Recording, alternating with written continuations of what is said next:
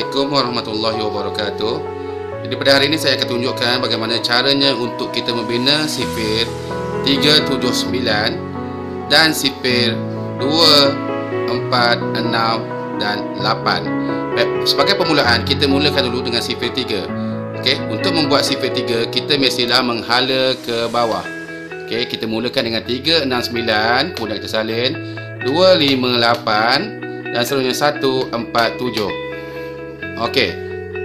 Kata kunci yang pentingnya adalah apabila kita berjumpa dengan nombor yang lebih kecil, maka nombornya kena tambah 1.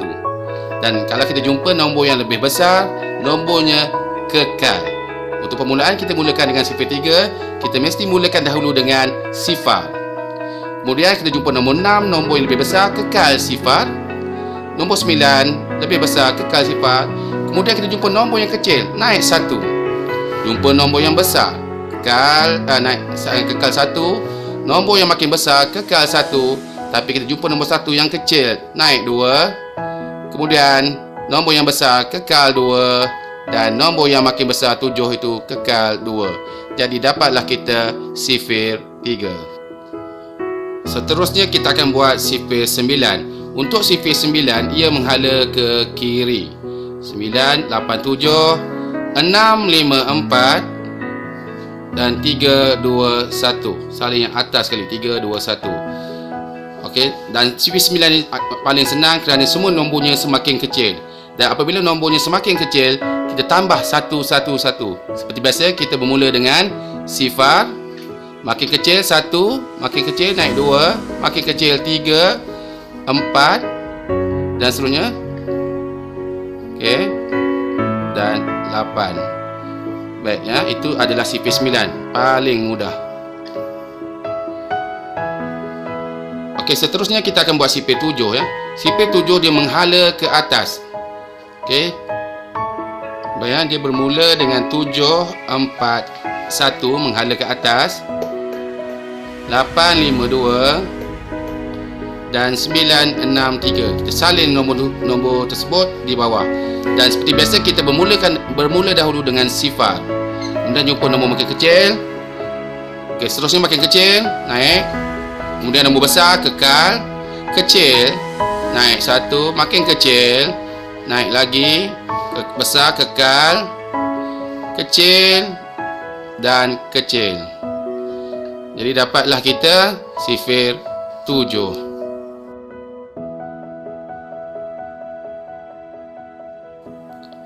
Okey, seterusnya kita akan buat sifir 2, 4 dan 8.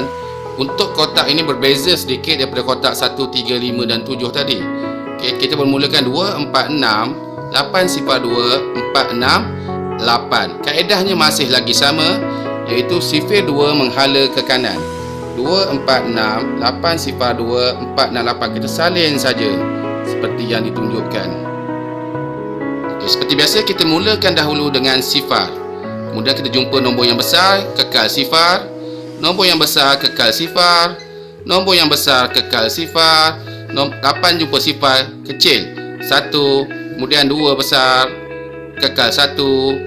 Terusnya kekal 1. Makin besar, kekal 1. Makin besar, kekal 1.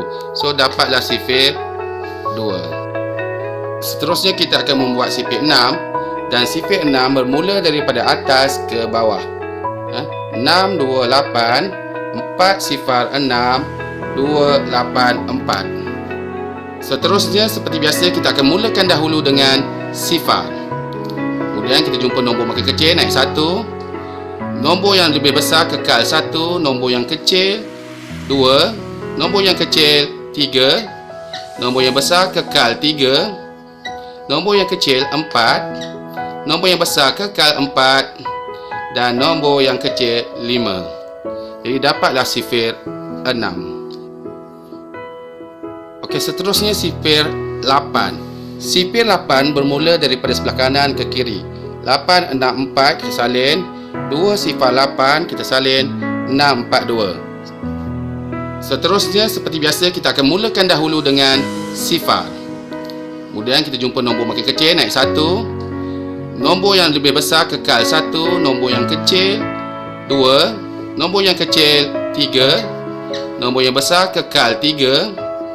Nombor yang kecil 4. Nombor yang besar kekal 4. Dan nombor yang kecil 5.